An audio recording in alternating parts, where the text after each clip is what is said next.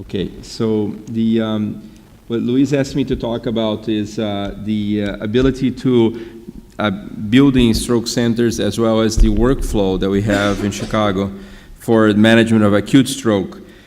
This is a topic that is very close to my heart, and I really would like you to go through this with me. There's no doubt that stroke in the United States is still a big problem because we have impacted the mortality, but not so much the morbidity. So it's still number one cause of disability. So I think this is going to change because of this. We have now data showing us that what to do when acute stroke is happening. Of course, we saw the earlier lecture, can you prevent? Great, but if you can't prevent, how can you minimize the problems that stroke can cause to us? So we, since 2005, became a primary stroke center. So in the United States, you have a designation. This is by the Joint Commission, a primary stroke center, a comprehensive stroke center, 28-bed neuroscience ICU. We still don't have a designated acute stroke unit, but we have acute stroke. All the beds and nurses are prepared to take care of patients with stroke. So we flux depending on the size of the demand needed. In 2013, we became a comprehensive stroke center. So for us, the most important advice I can give you here is maybe it's a good idea to create a quality project.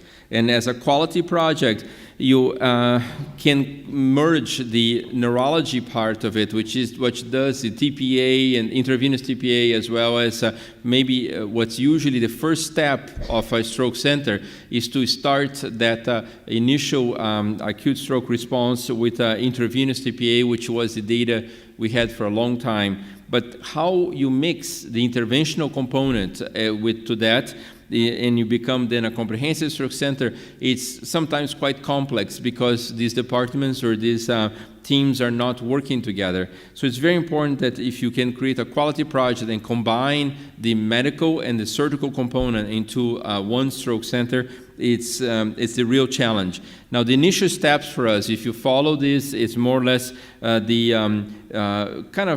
steps you have to take to be able to wrap this around and make one workflow. And it's the key part for me is to, of course, when you have a team like this, you define the team. It should be very much an open door, people that would like to participate, but they need then have responsibilities and roles on that. And each medical center will have a different type of arrangement for a team. So we create there is an acute stroke response. And then within that response, if it meets criteria for intervention, we activate something called Stroke 60, which is the interventional component of the stroke care. This is what the stroke team would look like. Each member of the team has a definition of their role, what they have to do during the stroke code. And I think for me this was a key portion of responsibility and integration of the teams, because anytime a stroke comes in, the neurology team will take the lead on the initial assessment, but the moment it meets criteria, and this is not a decision of the stroke neurologist, it's very much a criteria that's been agreed on, and we review that on a weekly basis to make sure that we're all following the indications that we define up front. But once you do that, you define it as a possible interventional patient, you activate the Stroke 60, and then all the intervention team gets involved. This is a minimal criteria for mechanical thrombectomy, so you have to have this type of criteria in your hospital. It doesn't mean that this is the only way. This is dynamic. This is changing as new evidence becomes available, and also new trials. So today we're doing wake-up strokes and so forth as part of a trial. So that becomes acceptable within inclusion-exclusion criteria. But this has to be defined up front. You cannot be deciding if a stroke is going to go or not at the day the stroke is happening. This is something you should know up front. Now, there are 4 ways how a stroke gets into the hospital. Either is a drip and ship, either is a EMS, a 911 call in the United States, or a walk-in through the emergency room, or it's an in-house stroke. So you have to have identification in your medical center how the patients come in, and you define then a workflow. Each one of them will have a different workflow. This is an example of how a patient that was transferred from another hospital on IV TPA to our hospital, what happens with that case. And this is defined for each one of them. Very important, you should know the concept of mothership and drip and ship. Mothership are the medical centers that receive patients in the emergency room and they treat everything in their own hospital. Drip and ship are the patients that receive TPA in another hospital and are transferred to you. There's no question there's a time difference from onset of stroke and going through multiple hospitals or going directly to your hospital. But the key part here is that you try to keep a balance in your hospital. And if you're doing too much drip and ship, try to improve your mothership and so forth. So you have both skill sets. It's very important. The workflow of this stroke center depends a lot on this quality program. So everything that we do is evaluated. We got awards for that performance during Swift Prime, so that was very nice to us. But let me share with you perhaps where we've been most successful, which is the drip and ship model. This is the number, all the hospitals, they're not owned by our system, they're very much partnerships, and we provide to them telemedicine. And this is more or less just an example. It's almost about 10,000 consultations a year that you receive for a stroke. These are actually stroke admissions that come through this, but they are not all coming to our hospital. They are, we provide what is called this telestroke opinion, and then we decide which ones need to be transferred or not. So you don't want to be transferring every stroke. You cannot support in your hospital every stroke. So you have to have a good screening tool up front to define who comes in and who can stay at home. And this is a great example of looking at how many patients. The gray ones are the consults, the red is the transfer. So the transfer is much smaller, but the TPA rate, intravenous, you provide a lot of TPA treatments even though the patient is not transferred to your hospital. Now, this is very important. When you talk about quality programs, you have to have standards or how fast that care is delivered. This is in 2015, and this is initially there's no really guidelines to all this, so we created this during the Swift Prime time. Now, 2016, this is the new workflow now for us and the new time points. So as the program is evaluated, you have to have a reassessment of what the times that are possible to do and how you push the envelope more and more. So this is today's, the main goal is to get, if you go through CT scan or MRI, both are available 24/7, and then you decide if you're going to go in the times, if you're hitting those marks or not. We do use aspects. We are moving away. Right now, it's basically you have to do a CAT scan. You define about the patient hemorrhagic or ischemic, and then after that, you have to prove they have a large vessel occlusion. That's what the initial evaluation, CT scan and a CTA. We are moving away from rapid and perfusion studies, much more now towards perhaps assessing collaterals. That seems to be the new trend towards stroke assessment. But the rapid software used to be something that we use in many trials. In Dawn trial, we do have this. You receive in your phone basically an idea of the core as an estimated core and the mismatch area that is sent to all the team members, and then we decide if the patient continues to be a candidate or not. Now, I'm going to quickly move into how this workflow it's how we communicate, which is a key part of this. So during the stroke code, we have something called Join, and this app is something you can download today. It's a free app in your phone, on a smartphone. Basically, what it does allows you to register a patient, and this then allows the whole team to see at all times, and it's basically data protected, so it's HIPAA compliant, basically. So you then can have the research team, you can have the fellows, everybody, the anesthesia team, everybody in tune of what's happening, and this is really important for the communication of the team. But the most key for me is that you can track the ambulance. You can see where the ambulance is in traffic prior to getting to the hospital, so that allows you, the team, to go find the patient in the emergency room without having to be waiting in the emergency room, without having anything to do there or just wasting time. So you can actually also communicate with the ambulance using chat or messaging. So the ambulance is connected to us, telling the patient is getting worse, is getting better, and so forth. So the team then comes to the emergency room, and then in the ER, we're waiting. As soon as the stroke gets in there, we don't have an admission to the ER. The patient gets immediately taken to the CAT scan from there, and we have the ability to really make a quick decision. This is our, in Chicago, it's very cold, minus 20, minus 30, so the ambulances go inside of the hospital to deliver the patient. So you don't have, the whole team is actually inside of the hospital waiting for the ambulance to drive in, and you get the patient out, and you can prepare yourself if the patient is getting worse to have anesthesia available or not, depending how things are going. Now, this is the workflow: indoor garage, bypass, emergency room, CAT scan. In CAT scan, you have the whole team there, but the most important thing is that the app also has timestamps. So every one of the steps, the patient, we can quickly log in and schedule a time. The patient got into the hospital, and this is time 0. Then you go into CAT scan, time 2. Then go to the Angel Suite, and those things can then be incorporated into the medical record, which is really important for the assessment of your workflow.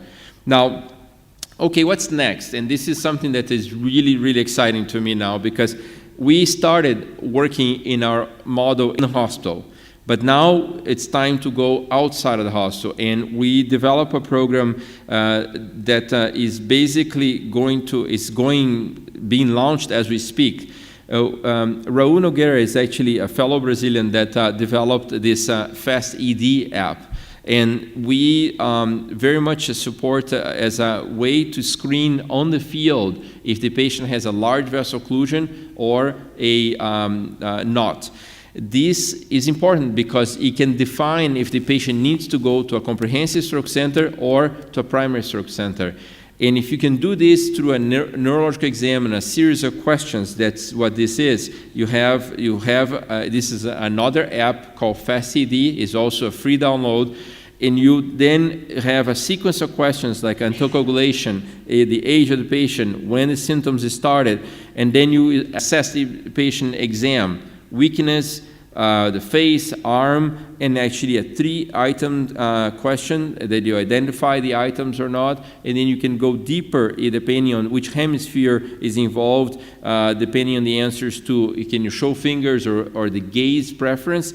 Then you go into a score, and that score has FastED of 4. This is a large vessel occlusion probability of 60 to 80%. So then you click down here, and this is on the field, on the patient's home, or wherever the paramedics were called to. It will then start a connection to join to the other app and tell the paramedic that this is the distance to the closest comprehensive stroke center you have. And if the FastED score is 0, the probability of large vessel occlusion is less than 15%. And then this app will show to the paramedic all the hospitals that are nearby and which ones are comprehensive, which ones are primary stroke centers. And because of severity, you know which one to go, and this starts a communication and a route to the team in the hospital. This is just an example of the last 54 patients we did, the time to arrive, time to procedure. All these times get basically basically mean assessments of their, but all the statistics and the way to create quality to this is available to you by creating a system that you register patients like this and you track the time. So it's easy for you to pull reports like that. Now, no question, we're moving away a lot to make a one-stop shop. As you know, if the patients are screened on the field for large vessel occlusion, we become more and more tempted to go directly to the Angel Suite when you know the patient has a high likelihood to undergo an intervention. And this will probably shave a lot of time for us to do imaging either in the Angel Suite or on the field. So if you can get an ambulance and do the CAT scan at the patient's house and do a CT angiogram right there, Of course, this is a pilot study right now, but you're seeing where we're going here. We're looking into how can you early on, either by medical, physical exam and questions, or by truly getting images to the patient, or having the patient select before and having images in the angio suite, we're going to be able to improve our times. This is our initial project. We're about 5 miles around Rush Oak Park Hospital, and it's probably about a population of 350,000 people that we're going to be serving with the first unit. It's not going to be working all the time, so there's some hours restrictions, and we look forward to see the results that have been shown in different parts of the world with this experience. This is me saying hi to you there, and we have a lot of work to do, and I think that the many trials are going to be helping us to define the future of how we can have an impact outside of the hospital now on the field, how that screening is going to take place. There's a lot of research going on, and I think this is going to be an extremely exciting field still to come. Yesterday we saw a presentation about the clot and the variability of device you may choose on the clot, but there's also a lot of studies looking at how to identify what type of clot, and the imaging studies with some MRI things are quite exciting on that area, and I can see in the future this becoming more and more of a focus.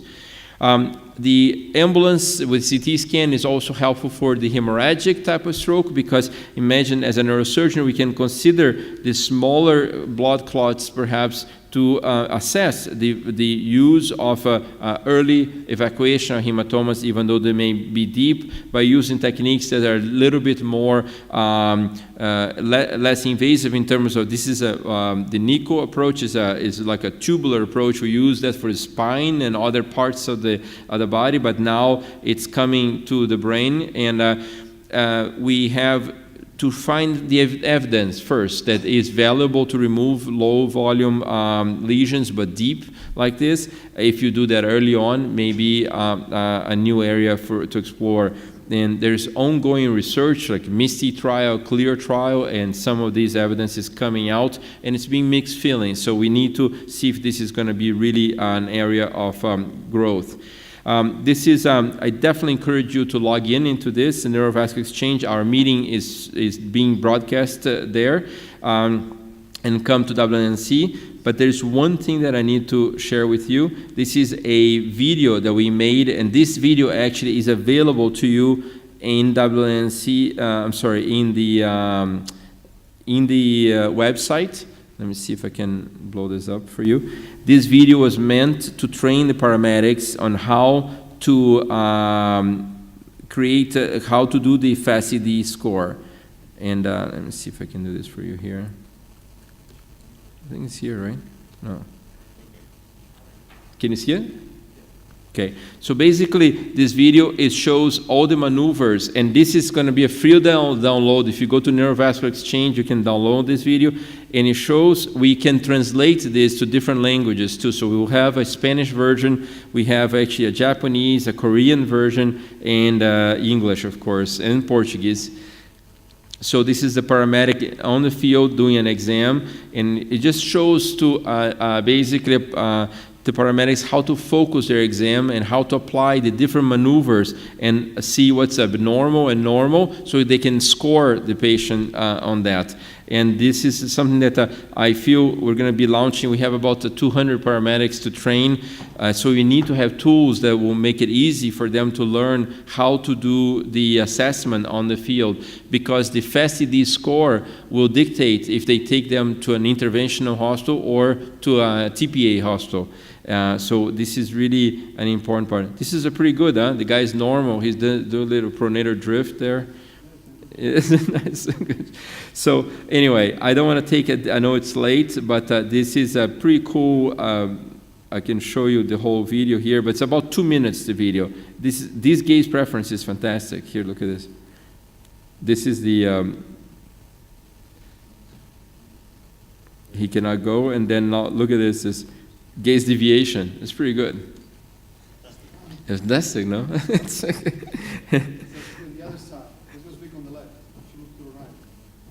Well, no, but he has a, we'll discuss that. We know that I did that. This is actually pretty good. Don't give me shit on this. All right. And then this is now the Fast CD score, right? And then it shows the next step, where to go, and this is it. So anyway, I want to finish here. I hope this is informative. Thank you so much for the invitation, and I'll be glad to answer any questions. Thank you.